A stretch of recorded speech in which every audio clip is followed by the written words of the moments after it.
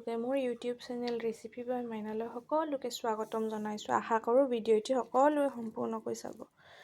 ভাবিছোঁ আজি এটা বেলেগ ধৰণৰ ভিডিঅ' নহয়, সচৰাচৰ ঘৰত বনাই থকা এবিধ চব্জিৰ এটা ৰেচিপি ভিডিঅ' দিওঁ।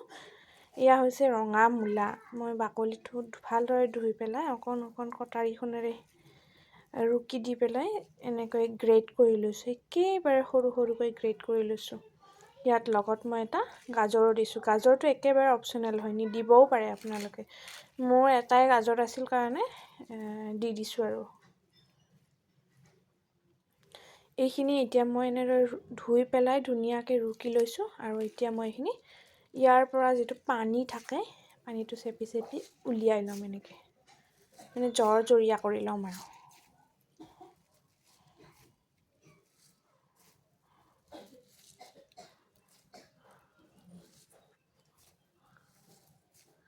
এয়া ভিডিঅ'ত দেখুওৱাৰ ধৰণে এনেকৈ মই জৰজৰীয়া কৰি লৈছোঁ। চাব পাৰে আপোনালোকে কিমানখিনি জৰজৰীয়া হৈছে। এই গোটেইখিনি মই তেনেকুৱাকৈ কৰি ল'ম। মূলা নোখোৱা মানুহেও এই মূলাৰ ৰেচিপিটো ট্ৰাই কৰি চাব পাৰে। তেওঁলোকক প্ৰায় সকলোৱে ৰান্ধে, বাট যিখিনিয়ে নাজানে বা নাৰান্ধে, তেনেকুৱাকৈ নবনায়, সেইখিনিৰ কাৰণেহে মই এই ৰেচিপিটো দিছোঁ। আৰু মই গেছত মানে কেৰাহী বহুৱাই দিছোঁ আৰু তাত তেল দি ল'ম। তেল অকণমান সৰহকৈ দি দিব লাগিব। তেল অকণ সৰহকৈ দি দিম।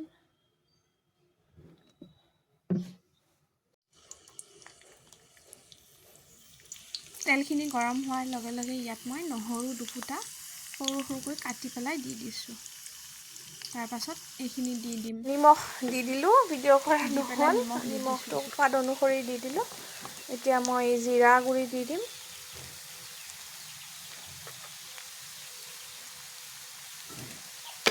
আৰু হালধি দি দিম।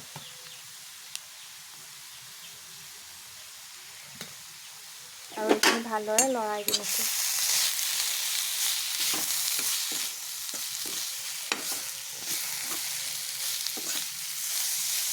তেলৰ পৰিমাণ কম হোৱা দেখিলে সৰিয়হৰ তেল নিদিব, কেঁচা তেল গোন্ধাব চব্জিখিনি। ইয়াত অকণমান ৰিফাইন তেল দি দিব পাৰে। আৰু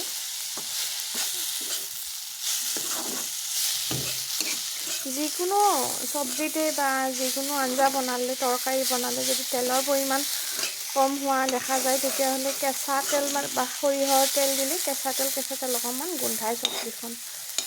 অকণমান ৰিফাইন তেল দি দিলে গোন্ধটো নাপায়। আৰু কিছুমানে বেয়া পায় নহয় কেঁচা, কিন্তু মই সৰিয়হৰ তেলৰ গোন্ধটো খুব ভাল পাওঁ।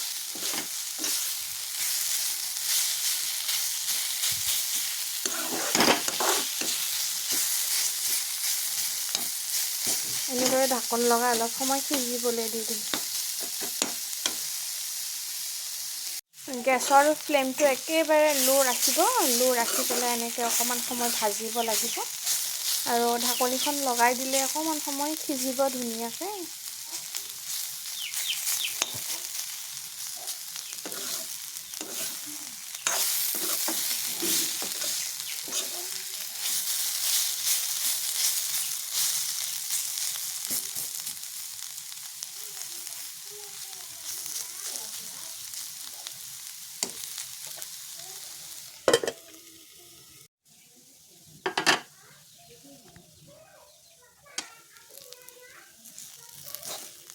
চাওঁ ধুনীয়াকৈ সিজি গৈছে। বস্তুখিনি তেল এৰি দিছে। তেল এৰি দিছে।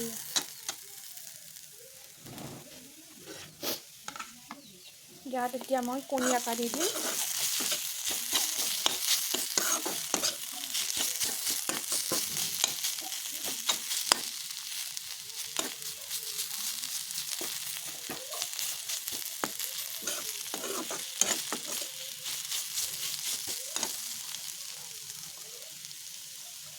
কেতিয়াবা আলহী আহিলে মানে আপোনালোকে এইটো পুৰি বা লুচিৰ লগত এনেকৈ যেতিয়া কণী কম থাকে ঘৰত এনেকৈ বনাই দিবও পাৰে।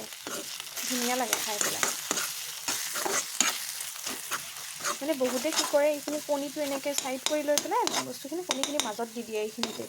দি পেলাই লৰাই দি দিয়ে নহয় এইটো মানে এনেকৈ মূলাখিনিৰ ওপৰত যাতে লাগি যায় এই মূলাখিনিৰ ওপৰত ভাঙি দিব লাগিব দি পেলাই এইখিনি ভালদৰে ভাজিব লাগিব কণীৰ গোন্ধটো যোৱালৈকে ফ্লেমটো হাই কৰি দিম এতিয়া মই অলৰেডি এইটো সিজিছে মানে মূলা আৰু গাজৰখিনি কুকড অকল কণীখিনিৰ গোন্ধটোহে যাব লাগে এতিয়া সেইকাৰণে ইয়াৰ ওপৰত মই ধনিয়া দি দিম ধনিয়া দি পেলাই অকণমান সময় লৰাই দিম আজিকালি কেঁচা ধনিয়াৰ বতৰ নিদিয়াকৈনো কেনেকৈ থ'ব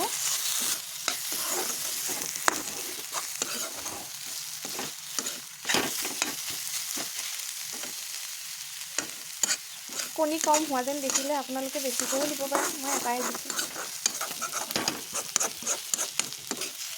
আৰু কেঁচা জলকীয়া এইবোৰ দিব পাৰে কেঁচা জলকীয়া দিলে মোৰ ছোৱালীয়ে নাখাব সেইকাৰণে মই নিদিলোঁ কেঁচা জলকীয়া নিদিয়াকৈ বনাইছোঁ জলকীয়া হ'লে তাই নাখাব যে সেইকাৰণে দিয়া নাই আৰু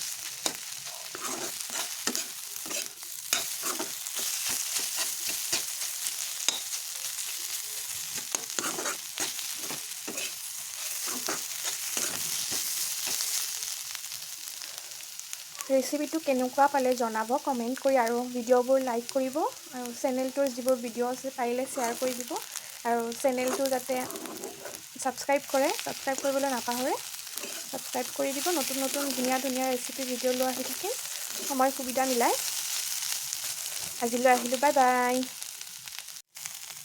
আজি মূলাৰ ভাজি হৈ গ'ল ধুনীয়াকৈ কি ধুনীয়া কালাৰ এটা আহিছে মানে ধুনীয়া হৈছে